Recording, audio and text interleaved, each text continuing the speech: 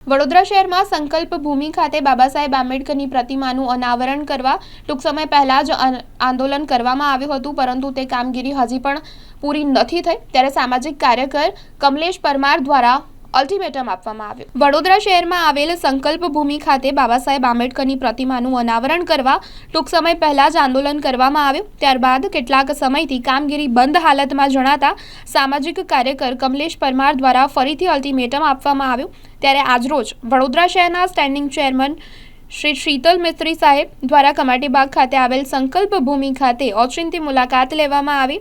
કોર્પોરેશનના અધિકારીઓ અને કર્મચારીઓને તાત્કાલિક કામગીરી પૂર્ણ કરવાનું જણાવવામાં આવ્યું। સાથે સફાઈ તેમજ ગેટના રિપેરિંગ સાથે અનેક કામગીરી માટે સૂચનાઓ આપવામાં આવી। વડોદરા શહેરમાં આવેલ કમાટીબાગ ખાતે જે સંકલ્પ ભૂમિ છે, સંકલ્પ ભૂમિ ખાતે જે બાબા સાહેબ આંબેડકરની જે પ્રતિમાનું અનાવરણ કરવાનું હતું ત્યારે ઘણા સમયથી કામગીરી બંધ હતી, પરંતુ અમે ટૂંક સમય પહેલા જ અલ્ટિમેટમ આપ્યું હતું કે જે બાબા સાહેબ આંબેડકરની પ્રતિમા છે વહેલામાં વહેલી તકે તેનું અનાવરણ કરવામાં આવે।